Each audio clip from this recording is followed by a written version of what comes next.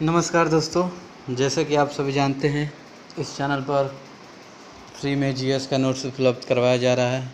अभी तक हमने मध्यकालीन भारत का इतिहास और प्राचीन इतिहास के नोट्स कंप्लीट कर चुके हैं। अब बारी है भारत का भूगोल। अब हमारा टारगेट है भूगोल को अच्छी तरह से पढ़ना, समझना और जानना और एक बेहतरीन नोट्स बनाना। कल का हमने जो वीडियो अपलोड किया है उसमें हमारी आवाज़ अपलोड नहीं हो पाई है, उसके लिए मैं आपसे क्षमा चाहता हूँ। उसके अब ख़राबी आ गई थी। चलिए उसको इस वीडियो में जो उसमें मैंने थोड़ा बहुत जो बोला है उसको थोड़ा बहुत समझा देंगे, और कभी समय में मिला तो उसका भी वर्णन हो जाएगा। तब उसको आप एक दो बार, वैसे कोई उतना कोई हार्ड टॉपिक उसमें नहीं था, बस एक दो बार आप पढ़ेंगे तो समझ जाएंगे कि आखिर में उसमें क्या चीज़ लिखा गया है। तो एक बार अच्छे से पढ़ने का प्रयास कीजिएगा। तो भी हमारा इस सिलेबस चल रहा है, भूगोल का टॉपिक चल रहा है, भूगोल सब्जेक्ट का। अभी हमने भारत का भूगोल हम पढ़ रहे हैं। उसके बाद जैसे ही भारत का भूगोल हम लोग पढ़ लेंगे तब हम विश्व का भूगोल पढ़ेंगे। तो चलिए आज शुरू करते हैं। भूगोल शुरू करने से पहले आपको बता दूं भूगोल किसे कहते हैं, इसके बारे में आपको थोड़ा बहुत जानकारी दे रहा हूं। भूगोल दो शब्दों से मिलकर बना है, भू धन गोल। भू यानी पृथ्वी, गोल का अर्थ यानी एक माने गोलाकार। यह इसका अर्थ यही है कि भूगोल का अर्थ, एक शाब्दिक अर्थ यही होगा कि जिससे मान लो हम किसी के बारे में जानना, उसके ऊपरी स्वरूप को जानना। यह एक विज्ञान है। देखिए परिभाषा अगर आप लिखना चाहें भूगोल का तो ये लिख सकते हैं, यह एक विज्ञान है जिसके द्वारा पृथ्वी के ऊपरी स्वरूप और उसके प्राकृतिक विभागों जैसे प्राकृतिक विभाग क्या हो सकते हैं, प्राकृतिक विभाग पहाड़, महाद्वीप, देश, नगर, नदी, समुद्र, वन इत्यादि, इन सब का ज्ञान हो, इसे हम क्या कहेंगे, भूगोल कहेंगे। एक व्यक्ति थे H.F. टाजर, जो कि 500 ईसा पूर्व पहले वह हिकैटियस को भूगोल का पिता मानते थे। और आगे चल के लोग बोलते हैं कि इरेस्थनीज इस भूगोल के क्या हैं, जनक हैं। आगे चल के लोग इरेस्थनीज को भी भूगोल का जनक मानते हैं। तो भूगोल का आखिर पिता कौन है, इसका अभी तो सही मानने में इतना साक्ष्य नहीं मिल पाया है। तो इन दोनों का नाम आता है भूगोल के पिता में। चलिए अभी तक हमने वो काराकोरम श्रेणी और ये सब पढ़ लिया है, हिमालय पर्वत, ये सब हम लोगों ने पढ़ लिया है। बस एक दो बार आप पढ़ेंगे। और नक्शा, ये जो आप समझने का जो नक्शा मैंने ये बनाया है, इसे आप इसी के बारे में ये वाला वर्णन किया गया है। ये सब अगर ये पढ़ेंगे आप सब कुछ समझ जाएंगे कि आखिर क्या कहा गया इस नक्शे के बारे में। सब कुछ एक एक पॉइंट आपको समझाया गया है। तो आइए अब पढ़ते हैं। पूर्ववर्ती नदी, ये जो नदियां हैं इनका निर्माण स्थल खंड में उत्पादन के पहले हो चुका था, और यह नदी के मार्ग में स्थल खंड का उत्थान होता है, जो कि पूर्ववर्ती नदी ऊंचे उठे हुए स्थल खंड को काटकर अपने पुराने मार्ग एवं घाटी को सुरक्षित रखती है। यही है पूर्ववर्ती नदी। नेक्स्ट है हिमालय का सर्वोच्च शिखर माउंट एवरेस्ट है, और भारत का सर्वोच्च शिखर माउंट केटू, जो कि गार्डविन आस्टीन। वर्तमान में यह एक अधिकृत कश्मीर का अंग है। भारत में स्थित हिमालय की सबसे ऊंची चोटी कंचनजंगा है, जो कि सिक्किम और नेपाल की सीमा पर स्थित है। महान हिमालय या बृहत हिमालय में पूर्व की तुलना में पश्चिम भाग में हिम रेखा की ऊंचाई अधिक है। इसका वर्णन पश्चिमी भाग का अधिक शुष्क होता है। अब आइए जानते हैं लघु हिमालय या हिमाचल श्रेणी के बारे में, समझते हैं आखिर ये चीज़ क्या है। इसका विस्तार मुख्य हिमालय के दक्षिण में है। इसकी चौड़ाई 80 से 1000 किलोमीटर के बीच है तथा इसकी औसत ऊंचाई 3700 से लेकर 4500 मीटर के बीच है। इनके दोनों पर कोणधारी वन मतलब कोटधारी वन तथा छोटे छोटे घास के मैदान पाए जाते हैं, जिन्हें कश्मीर में गर्म यानी गुलमर्ग जो कि सोनमार्ग के नाम से भी जानते हैं। यह उत्तराखंड में बुगमाल और पयार तथा मध्यवर्ती भागों में दुआर वन एवं टून कहा जाता है। यह लघु हिमालय के अंतर्गत कई छोटी छोटी श्रेणियों में है, जो कि निम्न है: पीर पंजाल श्रेणी, धौलाधर श्रेणी, नागटिजर श्रेणी, महाभारत श्रेणी। शिवालिक श्रेणी या इसे हम ब्रा हिमालय भी कहते हैं, ब्रा यानी बाहरी का हिमालय, जिसे हम शिवालिक श्रेणी के भी नाम से जानते हैं। इसको आइए समझने का प्रयास करते हैं। शिवालिक श्रेणी लघु हिमालय के दक्षिण में स्थित है। इसका विस्तार पश्चिम में पंजाब के पोटवार बेसिन में से प्रारंभ होकर पूर्व से कोसी नदी तक है। हिमाचल प्रदेश एवं पंजाब में यह अधिक चौड़ा एवं जबकि पूर्व में यह क्रमशः सकरा होता जाता है। यह हिमालय पर्वत श्रृंखला या नवीनतम भाग है। इसे गोरखपुर के समीप हड़वा श्रेणी तथा पूर्व में चूरी मुड़िया श्रेणी कहा जाता है। इसे हम जूम कर लेते हैं थोड़ा बहुत, अब आपको क्लियर हो जाएगा कि ये क्या लिखा है।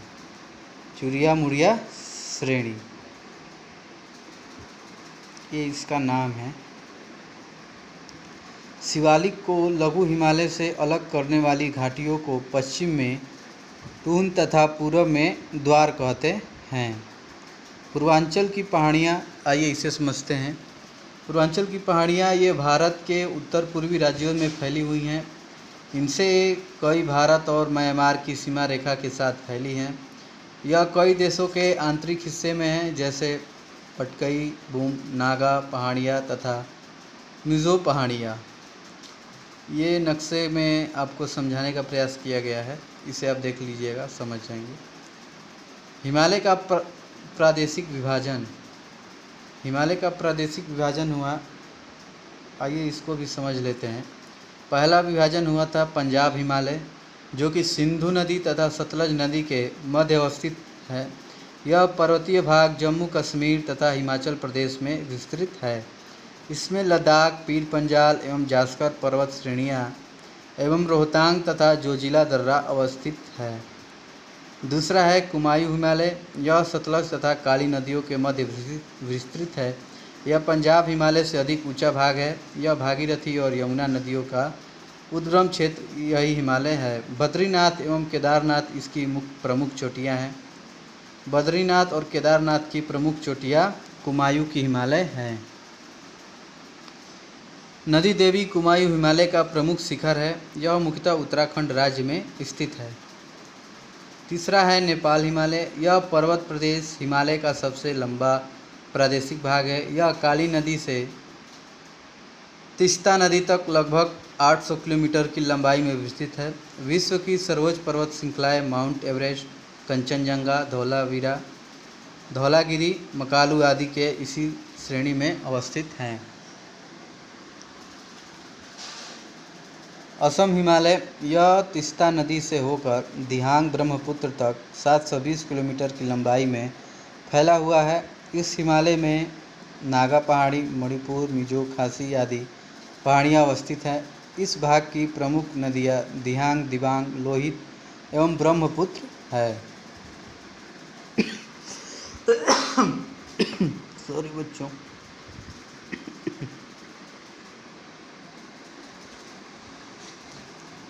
दूसरा है सतलज, गंगा एवं ब्रह्मपुत्र का मैदान, जिसे हम उत्तर का विशाल मैदान भी कहते हैं। इसमें उत्तरी राजस्थान एवं पंजाब, हरियाणा से लेकर उत्तरी भारत के असम राज्य तक भाग सम्मिलित है। इसका विस्तार पाकिस्तान सिंधु नदी का मैदान एवं बांग्लादेश गंगा ब्रह्मपुत्र का मैदान तक है। यह मैदान सतलज, गंगा, ब्रह्मपुत्र और उनकी अनेक सहायक नदियों द्वारा लाकर जमा की गई कांप मिट्टी से बना है, अतः यह बहुत ही उपजाऊ है।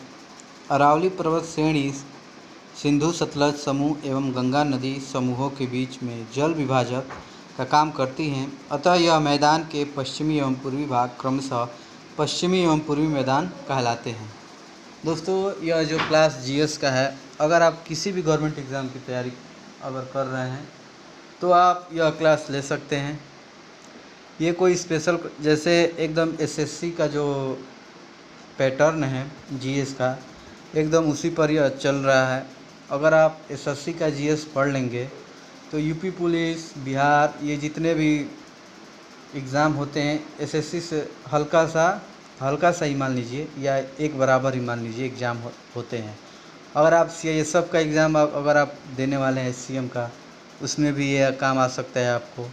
जो बिहार में आने वाली वैकेंसियां हैं जिसको मैंने जानकारी दिया है, बिहार एसएससी के द्वारा ये भर्ती होने वाली है, उसमें भी यह सहायक है।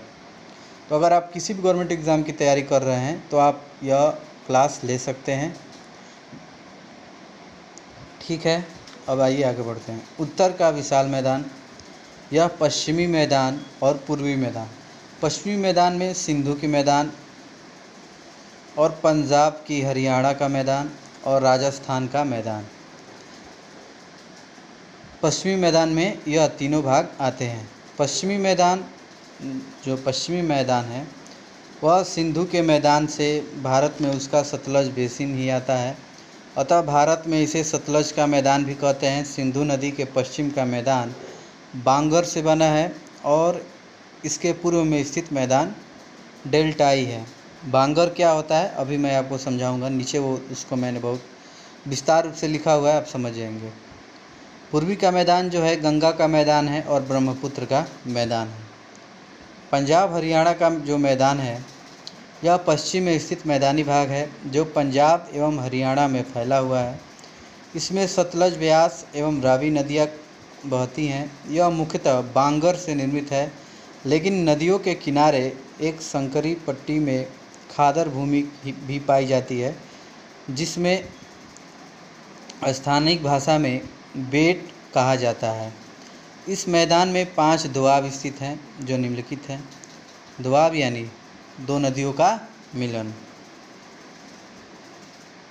बिष्ट दोआब, यह व्यास एवं सतलज के बीच। बारी दोआब, व्यास एवं रानी के बीच।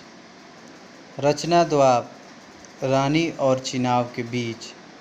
ये समझ रहे हैं, दोआब मतलब इस दोनों के बीच में, जैसे कोई रानी और चिनाब नदी के जो बीच का जो क्षेत्र होता है उसे हम क्या बोलते हैं, दोआब बोलते हैं। सिंध सागर दोआब, झेलम, चिनाब एवं सिंधु के बीच में। अब आइए पढ़ते हैं राजस्थान का मैदान। इसका विस्तार अरावली के पश्चिम से लेकर भारत पाकिस्तान की सीमा तक है। यहाँ की प्रमुख नदी लूनी है जो कच्छ के रण में विलीन हो जाती है, और सांभर, डिडवाना इस मैदान की प्रमुख नमकीन झीलें हैं, जो कि सांभर भारत की सबसे बड़ी अंतःस्थलीय नमकीन झील है। पूर्वी मैदान के बारे में जानते हैं, जिसमें गंगा मैदान आता है। इस मैदान का विस्तार उत्तर प्रदेश, बिहार एवं पश्चिम बंगाल राज्यों में है। इस मैदान की गहराई अधिक है। गंगा के मैदान को धरातल के विस्तार से 2 भागों में बांटा गया है, पहला बांगर, दूसरा खादर।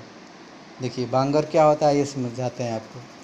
बांगर यह प्राचीन जलोढ़ मिट्टी की निर्मित मैदान है। जलोढ़ मिट्टी से बना एक मैदान है जो कि खादर की तुलना में यह अधिक ऊंचा होता है, और यह प्रदेश के बाद का पानी सामान्यतः नहीं पहुंच पाता है। बांगर मिट्टी के कुछ क्षेत्रों में अत्यधिक सिंचाई के कारण कहीं कहीं भूमि पर नमक की सफ़ेद परत जम जाती है, जिसे रेह या कल्लर कहते हैं। बांगर भूमि को 2 क्षेत्रीय विभेद कर सकते हैं, बासिद मैदान और भूर मैदान। ये 2 क्षेत्र ही बांगर भूमि को विभेद कर सकते हैं। बांगल के डेल्टाई क्षेत्रों में स्थित यह वास्तविक रूप से गंगा का प्राचीन डेल्टा है। ऐसे ही आप देख लेंगे। अब आइए दक्षिण का प्रायद्वीपीय पठार पढ़ेंगे। इसको समझने का प्रयास करें। यह भारत का ही नहीं जबकि ये विश्व का प्राचीनतम पठार है।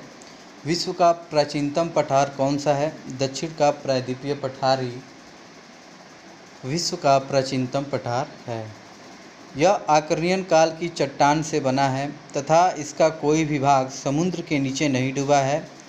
विवर्तनिकी की दृष्टि से शांत क्षेत्र होने के कारण यहाँ भूकंप आने की संभावना काफ़ी कम है। यह अरावली, कैमूर, राजमहल एवं शिलांग की पहाड़ियाँ प्रायद्वीपीय पठार की उत्तरी सीमा बनाती है। इसका दक्षिणी छोर कन्याकुमारी है। इसकी पूर्वी सीमा पर पूर्वी घाट पर्वत है एवं पश्चिमी सीमा पर पश्चिमी घाट पर्वत अवस्थित है। अफ्रीका से भारत के अलग होने के क्रम में अरब सागर के रूप में भ्रंश घाटी का निर्माण हुआ और भ्रंश कुमार के रूप में पश्चिमी घाटी पर्वत का बच गया और यह प्रायद्वीपीय भारत के पश्चिमी तट के बीच में तीव्र ढाल एवं भ्रंश में धोधित करती है। प्रायद्वीपीय पठार का विभाजन भी है।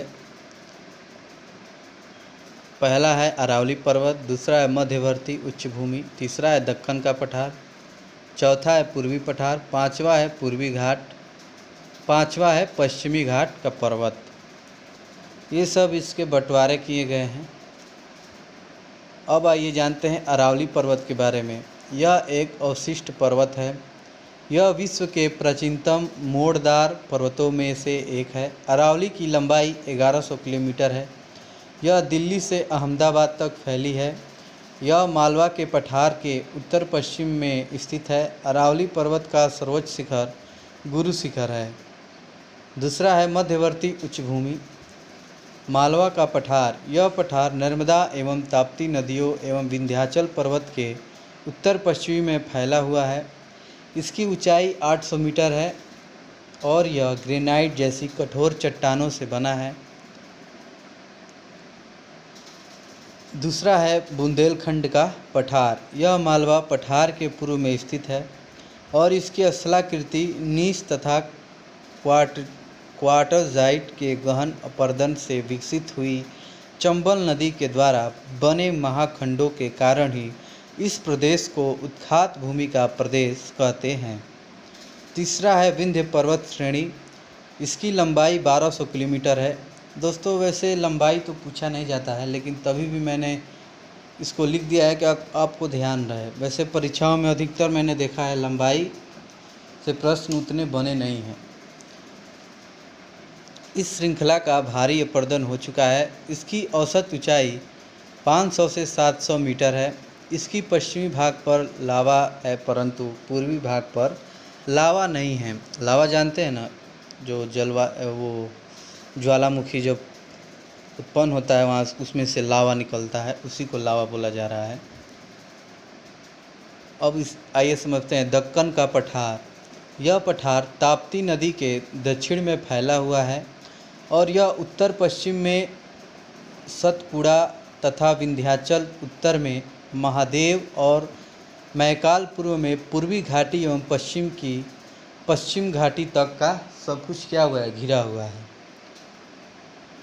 क्रिटेशियस तथा पूर्व टर्शियरी काल में होने वाली ज्वालामुखी उड़ार से निकलने वाली बेसिक लावा से इसका निर्माण हुआ है। इसका समानता ढाल उत्तर तथा उत्तर पश्चिमी में दक्षिण तथा दक्षिण पूर्व की ओर है। इसी कारण इस पठार की नदियाँ पूर्व वाहिनी हैं। समझ गए कि इस पूर्व वाहिनी नदियाँ क्यों हैं? कारण मैंने लिख दिया है। इसे 3 उप विभागों में विभाजित किया जा सकता है। पहला है दक्कन का लावा पठार, जो कि महाराष्ट्र में पड़ता है। दूसरा है तेलंगाना का पठार। तीसरा है मैसूर, जो कि कर्नाटक का पठार है। दक्कन का लावा पठार मूलतः यह लावा निर्मित बेसाल्ट से बना है। लावा की गहराई 2000 किलोमीटर तक है। इसकी औसत ऊंचाई 300 से 900 मीटर है। तेलंगाना का पठार, इसका फैलाव आंध्र प्रदेश के आंतरिक भागों में है। इसका उत्तरी हिस्सा पठारी है एवं दक्षिणी हिस्सा मैदान के रूप में है। ये जो बातें आपको बताई जा रही हैं, ये बहुत ही गहराई से आपको बताया जा रहा है। यही आप पैसा खर्च करते हैं बड़े बड़े कोचिंग संस्थानों पर, आपको हमें नहीं लगता है कि इतना गहराई से आपको यह नोट्स प्रोवाइड कराते होंगे। वही आप एग्ज़ाम में बैठते हैं तो आपको समझ में नहीं आता है कि आखिर क्वेश्चन जीएस से पूछा कहाँ जा रहा है।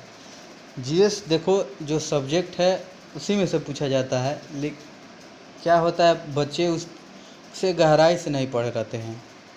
और इस नोट्स में आपको पूर्णतः गहराई से बताया जा रहा है, हर एक चीज़, हर एक पॉइंट। इसमें अगर जो जो सिलेबस एसएससी ने दिया है वो समझ लीजिए, हर एक चीज़ इम्पॉर्टेंट है। उसे आप अपने मन से ना चलें कि इससे क्वेश्चन नहीं बनता है, ये नहीं है। वो उसने जो जो सिलेबस प्रोवाइड किया है हम सभी को, आपको हर एक चीज़ इसका तैयार करना है और हर एक चीज़ को पढ़ना है, छोटी से बड़ी चीज़ को भी पढ़ना है। ठीक है, तो यही सब बातें आपको लिखी गई हैं। अगर आप ये सब नहीं पढ़ेंगे तो आप यही क्वेश्चन छोड़ के आएंगे, कहेंगे कि एसएससी पता ना कहाँ से क्वेश्चन पूछ रही है। तो उम्मीद है कि आप इसे एक बेहतर नोट्स बना रहे होंगे। ये नहीं कि बस कथा कहानी जैसे क्लास में आए और सुन लीजिए और चल दिए। तो सेशन को लाइक भी किया कीजिए, अब अपने मित्र के साथ शेयर भी कर सकते हैं अगर यह वीडियो आपको अच्छा लगे तो। पूर्व के पठार, इसे भी आप लोग पढ़ ही सकते हैं। अब आइए पूर्वी घाट का पर्वत पढ़ लेते हैं। बच्चों आज के लिए इतना ही रहने। पूर्वी घाट कल आपको हम समझाएंगे अच्छे तरह से। आज कुछ ज़्यादा हो गया है, 20 मिनट से ऊपर क्लास जा रहा है। ज़्यादा आप पढ़ लेते हैं आप लोग तो उब भी जाएंगे। तो आगे की क्लास कल चलेगी, तब तक के लिए इतना आप इतना नोट्स काफ़ी है। आप देख लीजिएगा अच्छे से, इसके भी पढ़ लीजिएगा। पूर्व के पठार को भी, बेगलघट का पठार और छत्तीसगढ़ का पठार, दंडकर्य पठार, छोटा नागपुर का पठार और मेघालय का पठार, इसके बारे में सब कुछ बताया गया है। हर एक चीज़ पढ़ लीजिएगा, हर एक चीज़ को नोट करते हुए चलिएगा। किसी भी चीज़ को ये मत सोचिएगा कि इम्पोर्टेंट नहीं है, हर एक चीज़ इम्पोर्टेंट है। अगर एसएससी ने जो इम्पोर्टेंट जितना सिलेबस दे दिया है, समझिए कि वो हर चीज़ इम्पोर्टेंट है। आपको हर चीज़ पढ़ना है, क्वेश्चन कहीं से भी पूछे जा सकते हैं। तो चलिए ठीक है दोस्तों, अब मिलते हैं आपसे नेक्स्ट वीडियो में। तब तक के लिए आप अपना ख्याल रखें और सेशन को लाइक करना ना भूलें। मिलते हैं नेक्स्ट वीडियो में। जय हिंद, जय भारत।